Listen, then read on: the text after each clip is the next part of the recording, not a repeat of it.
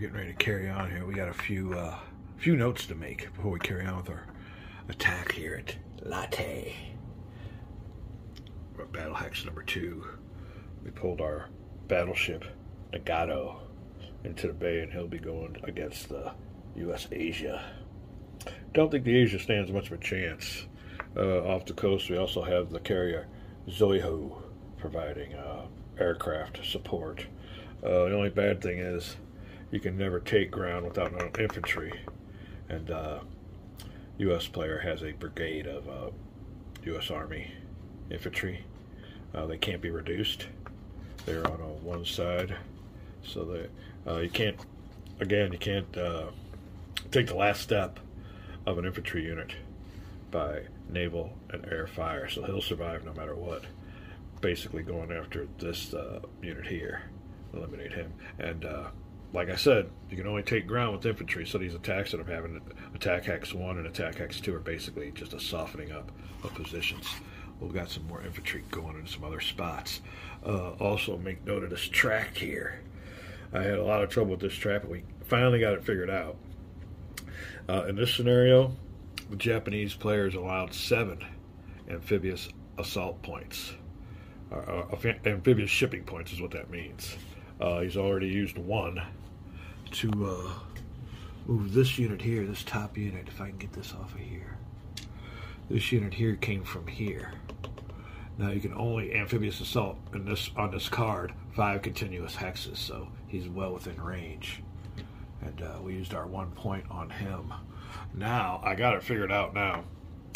I'm allowed 7 amphibious assaults per turn. So that really pertains to, island hopping.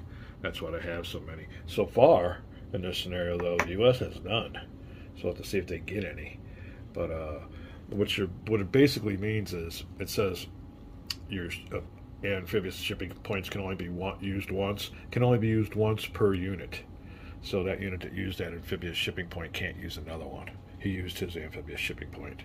I got 6 more left in this turn, and after I use them, it gets reset to 0 in the next turn. So the Japanese player definitely has an high amphibious shipping capability.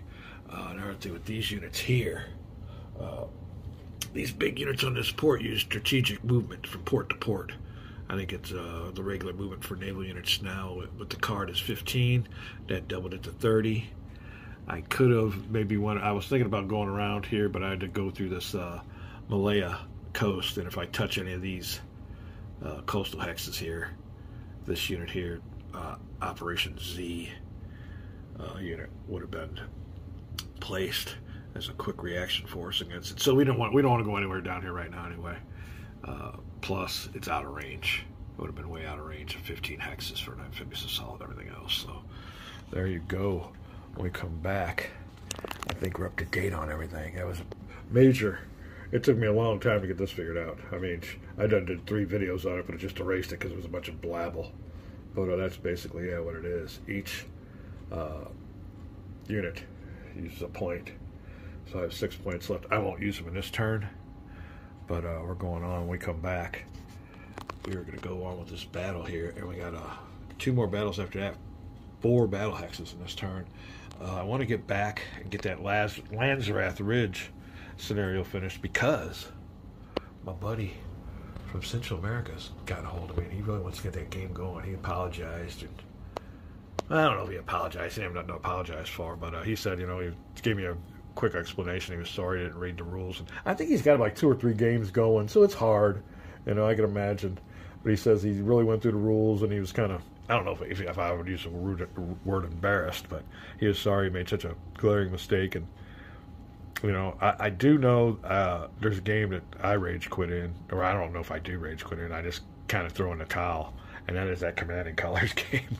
When it ain't in the cards, you throw it away. So yeah, we're going back to the jungle, but I need a table. This table's all taken up, so I'm hoping that Landsrath Ridge table will be big enough. But boy, I don't know. We might have to scoot some games over and put 2 of them on this table, because Central America's mostly played on Vassal. but I like to get the rules out and do everything, have it, 3D and ready to go. Helps me out a lot. But that is the latest here. Empire of the Sun figured out. Well, figured out so far through the first 2 card plays. After this, there's a lot more involved.